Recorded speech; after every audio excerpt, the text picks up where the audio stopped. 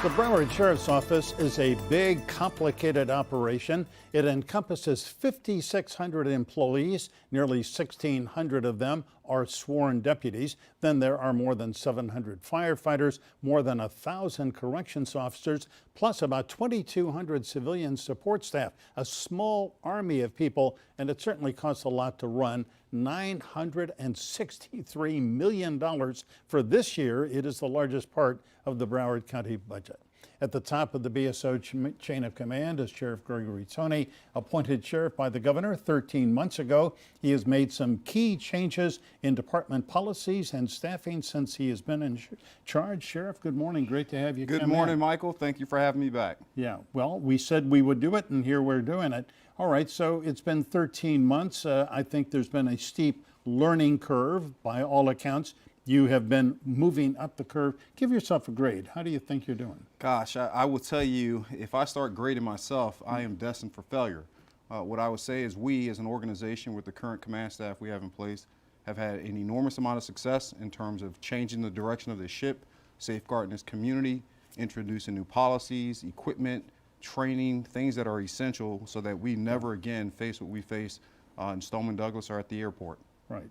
So you do have a new training facility that you have opened. Tell us a little bit about that. Correct. So one of the key things that I found that was going to be important for us to sustain all the new training we were implementing, because now we have all the top credentials in the United States in terms of active shooter preparedness and response protocols.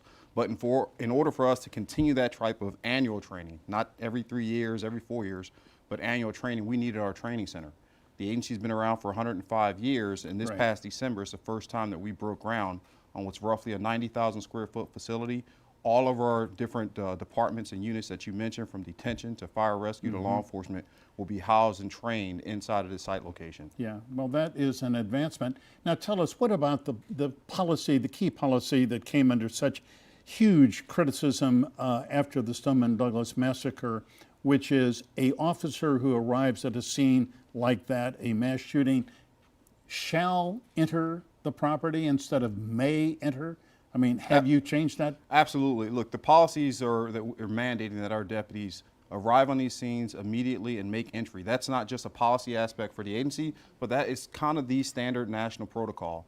I can tell you, having been a nationally certified active shooter threat instructor, trained across the country, FBI agents, local municipalities, we do not train law enforcement or our fire rescue personnel to stand idly by when people are being slaughtered. Right. Sheriff Tony, there have been on your watch a number of kind of ugly, unfortunate incidents, and you have sort of approached them, attacked them head on, and taken action on them. This includes this deputy, Jorge Sobrino, punched a guy who was hospitalized, chained, handcuffed to a gurney in a hospital.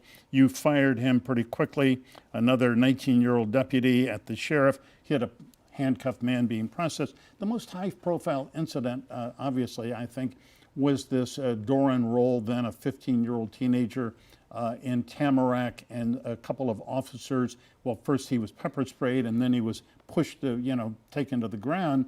And one officer, Richard Christopher Krikovich, sort of ground his face into the pavement. And you eventually took action, and disciplined him. Tell me about what you did. Yeah, Michael, you just highlighted several different incidents that transpired during my first year. And I have taken a very aggressive stand in holding people accountable and making sure that we are transparent with the public. We are already, or coming into the agency, we had already lost the trust of the public because of a horrific tragedy related to whether or not our officers and law enforcement personnel would do their job and safeguard this community when someone's killing our kids. And then now we have another cultural change that I had to take on about making sure that when we step out of line, that we are able to police ourselves. And it hasn't been popular at times. I had to go against our professional standards committee, and where they recommended one case of exoneration related to the DeLuca case. They recommended just a few days suspension for Sabrina, who was striking an individual in handcuffs. And that is not the culture, that is not the style of law enforcement in which I'm going to lead this organization. We will be accountable. So you sent a message to, among others, the deputies union, which tried to defend, it is their role to try to defend a police officer who's accused of excessive force or something else, but you were sending them a message. We will not accept this. Here's the thing. The union presidents, their responsibility is to safeguard the rights of the law enforcement officers which they represent. But the manner in how you do it, how you present it, I think there's been a loss of focus that if you fight too hard, if you can't look at the things that are just factual, that are wrong, and you go to the defense of those things, you lose the public trust. Yep. And so as the chief law enforcement officer for this agency, I have to do the balancing act of making sure I hold my men accountable and that the public understands that we will self-police when it's time. Sheriff, how many of your deputies are wearing body cams? Must they have the cameras on all the time? How are those tapes reviewed? Tell us a little bit about that. Yeah, the body-worn camera system was enacted before I came into office. It's a great system.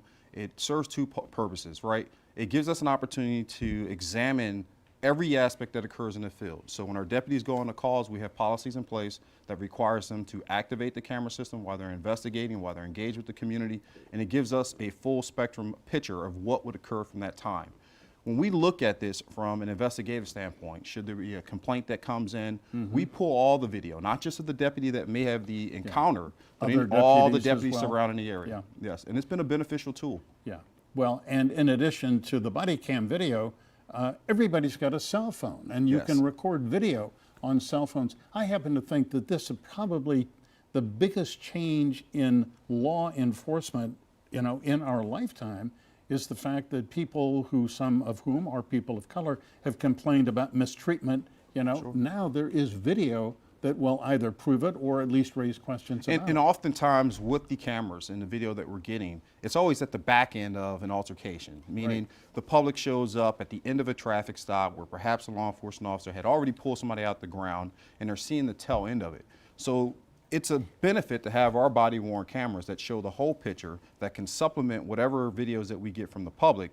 But at the end of the day, it's not just a matter of the videos, it's looking at whether or not we're in compliance with policy, where we're doing things that were reasonable and necessary in proportion to the threat that we dealt with. Right.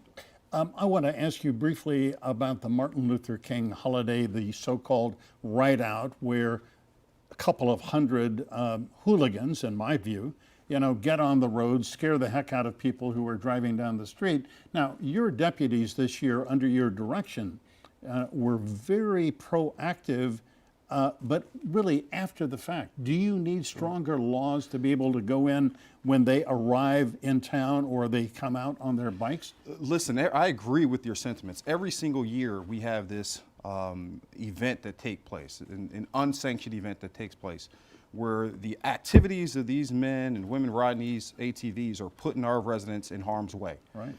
They're overlooking any type of law that exists. And so what I would like to see happen, to your point, we are reactive. We're waiting for it to happen every year. Is to perhaps we introduce something, whether it be a county ordinance or work with our legislators to have much more punitive things in place where it gives us more authority to act before things start to go wrong on the streets. Yeah.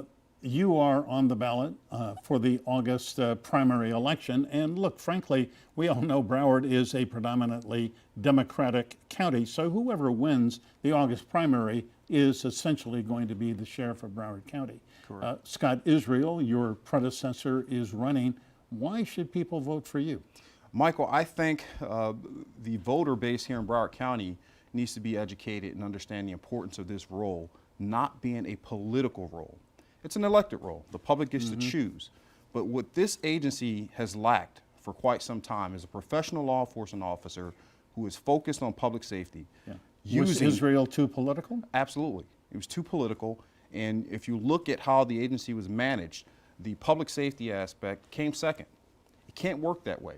There can't be an agenda to focus on winning the election based on how you manipulate voters, how you use certain funds to benefit yourself.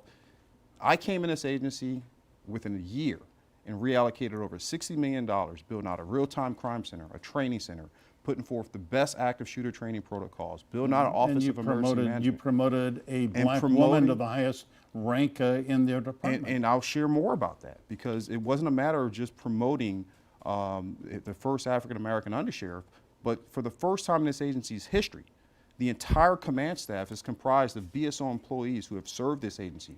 I didn't bring in 30, 40 friends from another agency, and that's why we're having a success. Sheriff Gregory Tony, it's always good to speak with you, and before August, we'll have you back in a debate with maybe Scott Israel. I would hope that we can organize that. I think the public benefits by hearing the truth. I couldn't agree more. Thank you, Sheriff, thanks very much.